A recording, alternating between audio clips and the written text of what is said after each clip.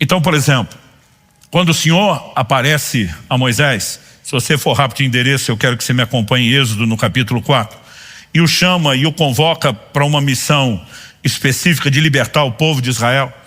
Êxodo capítulo 4 diz assim, verso 10. Então Moisés disse ao Senhor: Senhor, eu nunca fui eloquente, nem no passado, nem depois que falaste a teu servo, pois sou pesado de boca e pesado de língua. Deus está mandando Moisés proclamar uma mensagem. O Senhor, nunca fui bom de oratória, nunca me dei bem nisso, nem no passado, nem depois falasse ao teu servo. Nos últimos 3 minutos não melhorou nada ainda. Está tudo igual era. Quando ele apresenta a visão limitada de si, o que Deus responde? Verso 11. O Senhor respondeu: quem fez a boca do homem? Ou quem faz o mudo, ou o surdo, ou o que vê, ou o cego? Não sou eu, Senhor. Verso 12. Agora vá, eu serei com a sua boca e lhe ensinarei o que você deve falar. Basicamente Deus está dizendo: Moisés, o fabricante sou eu, quem tem de assistência técnica sou eu. Se você tem dificuldade de falar, eu conserto você. Em outras palavras, Deus está dizendo a Moisés: não te escolhi porque você é o bom, eu te chamei para te capacitar. Eu quero te levar a entender que não se trata de você sozinho, se trata de você comigo. Essa é a parceria. Gente, esse é o momento. Você ouvindo uma coisa dessa de Deus, como diria o bom pregador pentecostal, para glorificar de pé a igreja. Era a hora do cada glória a Deus, aleluia, plenos pulmões. Verso 13. Porém Moisés respondeu: Senhor, envia algum outro que quiseres, menos a um. Tipo, qualquer um presta, menos eu. Aqui a gente começa, né, a perceber o como muitas vezes nós temos uma fé confusa, estranha. A gente levanta as mãos no louvor e adoração e diz que Deus é o Todo-Poderoso, o Criador e sustentador de todas as coisas, que Ele é grande, que não tem ninguém como Ele. Aí quando Ele diz: escolhi você, Ele diz: não, o Senhor não tem nem serviço de recrutamento e seleção que preste. O Senhor não sabe escolher. Não, eu sei que você é ruim, mas eu vou te arrumar. Não, nem o Senhor pode arrumar alguém como eu. A gente tem esse tipo de conduta, e o que nós não percebemos é que uma imagem errada, ela normalmente nos conduz a uma atitude de fé e uma forma de relacionar com Deus igualmente equivocada. O próprio Deus, quando ouve Moisés apresentar a segunda vez a desculpa, olha como ele reagiu, verso 14. Então a ira do Senhor se acendeu contra Moisés. Se Deus resiste o soberbo, mas dá graça aos humildes, e Moisés estivesse sendo humilde, a ira de Deus não tinha se acendido contra ele. Isso não é humildade. Autodepreciação não é, nunca foi, nunca será humildade. Você pode acreditar que é isso como uma forma de mascarar, mas não é. Eu gosto de uma frase, pastor Danilo Figueira de Ribeirão Preto, um grande amigo, outro pregador que eu amo, admiro, principalmente como escritor. Ele escreveu um livro sobre identidade com o seguinte tema: quem sou eu? Uma pergunta. E aí a continuação do título é: uma pergunta a ser respondida na presença do grande eu sou. Esse jogo de palavras que ele fez, ele baseou na declaração que nós encontramos lá no capítulo 3. Quando o Senhor chama Moisés, né, o capítulo 4 é uma continuação da conversa da sarça. No capítulo 3, quando Deus chama Moisés, uma das primeiras reações dele está no verso 11 do capítulo 3. Então Moisés perguntou a Deus: quem sou eu para ir a Faraó e tirar do Egito os filhos de Israel? No meio de toda essa resposta, Deus diz: eu vou estar com você, vocês vão ter certos sinais. Mas Moisés diz: quando eu falar que o Deus meus pais enviou, qual o nome dele? O cara acabou de perguntar: quem sou eu? Qual foi a resposta de Deus? Verso 14, Deus disse a Moisés: eu sou o que sou. O quem sou eu é uma pergunta para ser respondida na presença do grande eu sou. A nossa identidade, estamos falando do povo de Deus, ela está intimamente ligada e associada ao que nós somos em Deus. Daniel 11:32 diz: o povo que conhece o seu Deus será forte e fará proezas. Aquilo que fazemos, realização, né? Aquilo que eu e você pensamos de nós mesmos, ser forte, o nosso conceito, tudo depende da revelação de Deus que nós temos. Então, eu não estou falando apenas de você ir para o espelho e praticar um momento de autoempoderamento. Você é o cara, você é lindo, você é forte, você é inteligente, né? Muito mais do que isso, nós precisamos entender o que é que Deus está dizendo a respeito de mim e de você. E construir corretamente. Porque, gente, é do ser humano essa coisa de valorizar as imperfeições. Jeremias capítulo 1, verso 4. Quando Deus chama o profeta, ele age exatamente da mesma forma que Moisés. O texto diz assim: a palavra do Senhor veio a mim dizendo, antes de formá-lo no ventre materno, eu já o conhecia, antes de você nascer, eu consagrei e constituí profeta às nações. Isso aqui é outra coisa que você ouvir direto de Deus, não alguém que chegou e falou, olha, eu acho, parece que Deus está mandando eu falar isso para você. Outra é você ouvir a voz do próprio Deus. Essa aqui é outra fase que a gente diria, para glorificar de pé. Qual a resposta de Jeremias, verso 6? Então eu disse, Senhor Deus, eis que eu não sei falar porque eu não passo de uma criança. Deus está dizendo, antes de você nascer, eu já te conheci, eu tinha planos a seu respeito. Quando você estava no ventre da sua mãe, você era só um feto, eu te consagrei profeta. Deus está dizendo, você já era profeta antes de nascer. Um feto profeta me fez apelidar Jeremias de um profeta nessa época. Quando ele nasceu e deu o primeiro chorinho, já era profético.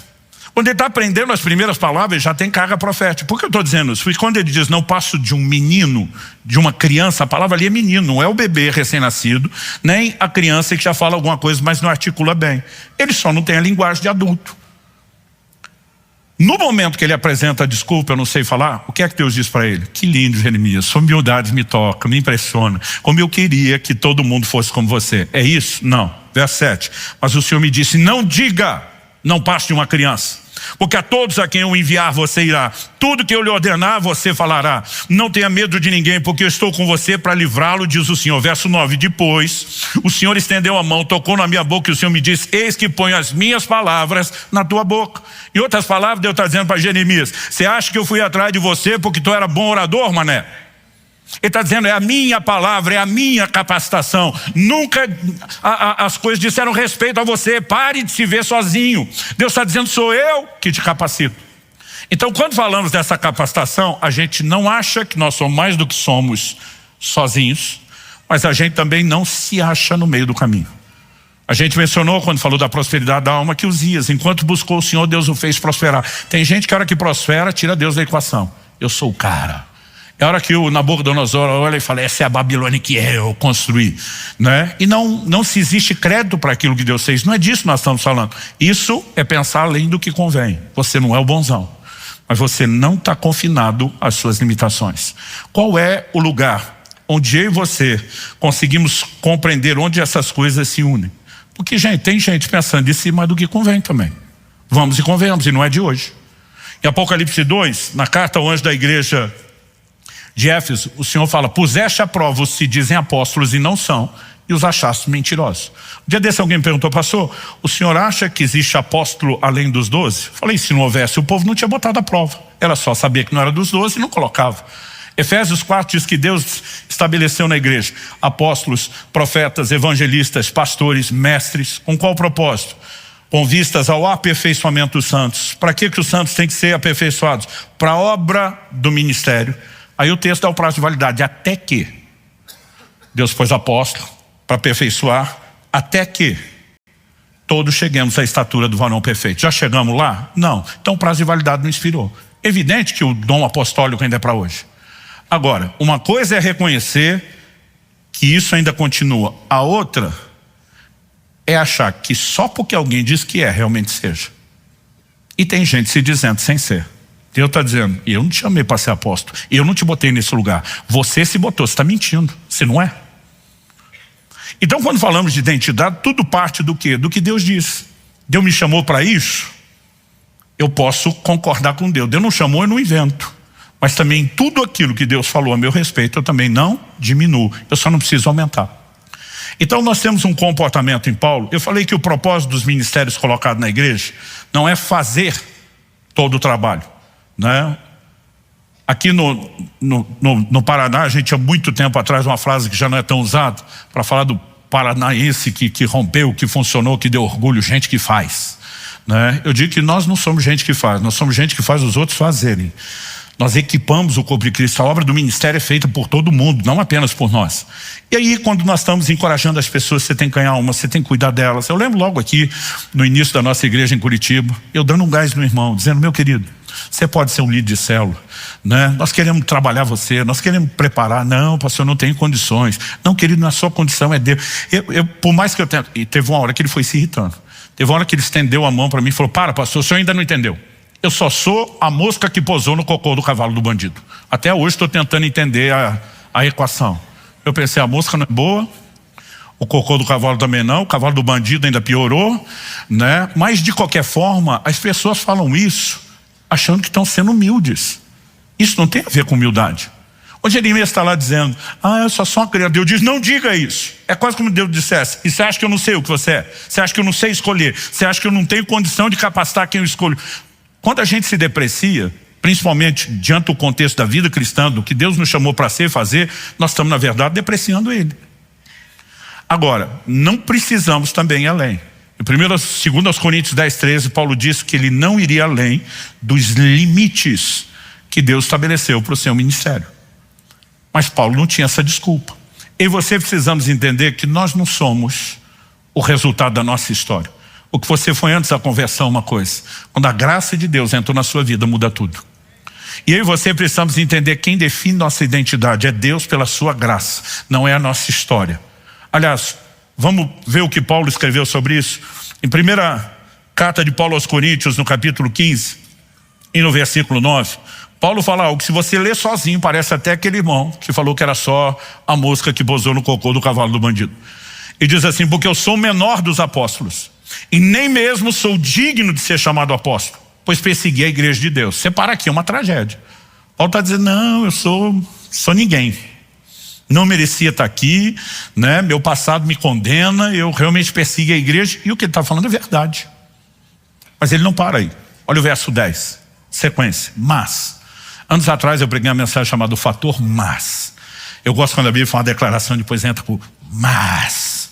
Ou seja, isso aqui é verdade, mas tem algo que foi acrescido e mudou essa história. Mas, pela graça de Deus, sou o que sou. O que eu e você somos não é definido pela nossa história, é definido pela manifestação da graça de Deus na nossa vida, ponto final. Aí o cara que diz eu sou o menor dos apóstolos, não sou digno, diz assim, pelo contrário, trabalhei muito mais do que todos eles. Todos eles quem? Os outros apóstolos. Todavia não eu, mas a graça de Deus comigo. Há duas maneiras de você entender Paulo dizendo trabalhei mais do que eles. Uma, você imaginar uma tabela de pontuação dos times, como no Campeonato Brasileiro, aquela de ponto corrido. Então Paulo estaria dizendo, eu estou liderando o campeonato, estou nas cabeças, na liderança. Não sei porque na minha cabeça imagino Pedro em segundo, João em terceiro.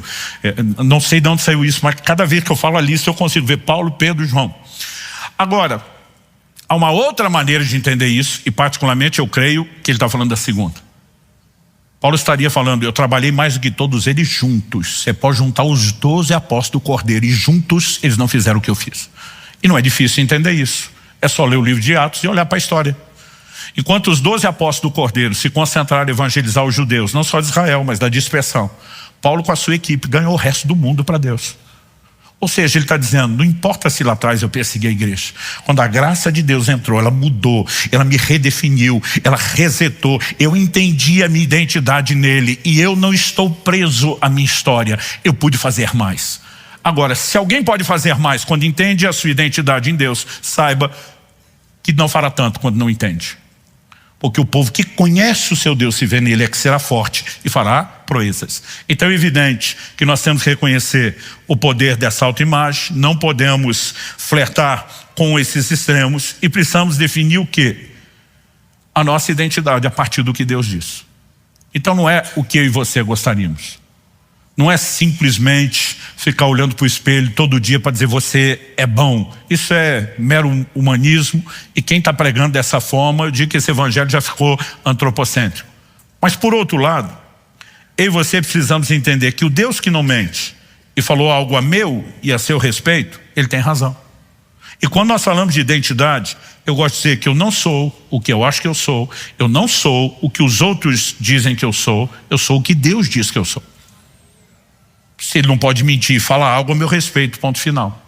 Então vamos voltar para Tiago capítulo 1, o texto que nós citamos em um dos tópicos da semana passada, verso 22 a 25, que diz assim: tornai-vos, pois, praticantes da palavra e não somente ouvintes, enganando-vos a vós mesmos. Porque se alguém é ouvinte da palavra e não praticante, assemelha-se ao homem que contempla no espelho o seu rosto natural, pois a si mesmo se contempla e se retira e para logo se esquece de como era a sua aparência. Mas aquele que considera atentamente na lei perfeita, lei da liberdade, nela persevera, não sendo ouvinte negligente, mas operoso praticante, esse será bem-aventurado no que realizar. É semelhante ao homem que se contempla num espelho. A palavra de Deus é um espelho. Ela mostra quem somos. Quando você tem pouco contato com o espelho, você não consegue lembrar do que viu. Eu contei uma história semana passada, falando de uma época na adolescência. Um dia eu estava andando na rua e me deu uma crise, não lembrava meu rosto. Mas eu posso te contar uma outra, de uma época que a gente já lidava com o espelho todo dia. Acordava, ia lá, lavar o rosto, escovar os dentes, me via todo dia. Mas isso foi na virada de 2007 para 2008. Nós fizemos, logo no início da igreja aqui, um voto, os pastores, e todo mundo naquele voto de consagração raspou a cabeça. E quem tinha raspou a barba. Alguns chamaram do voto de feiura, porque ficou uma coisa terrível. Uma coisa é você ver um desse jeito, mas a outra todo mundo aparecer desse jeito, né? Num segundo momento que eu fiz isso, pra você ter uma ideia, fui buscar meus filhos na escola. Eles nunca tinham me visto nem sem barba, nem sem cabelo. Os dois passaram direto por mim, não me reconheceram. Quando eu chamava, eles olhavam tipo assim, a voz bate, mas o que é isso que eu estou olhando? Mas uma coisa é alguém que está vendo a primeira vez. Gente, eu passei pelo menos uma semana levando susto na frente do espelho. Eu acordava aqui, porque aquilo não batia com o que eu lembrava, não era o que eu estava acostumado a ver.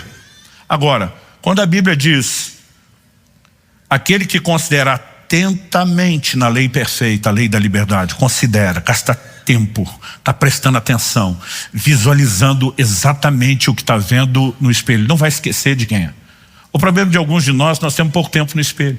Às vezes a gente sai de um culto com o coração cheio de fé, vou voar, é isso mesmo, eu e Deus, nós somos a maioria, lá no meio da semana a gente já esqueceu de tudo. Agora, nós precisamos de tempo com a palavra e permitir que aquilo que Deus diga seja o que de fato nos defina.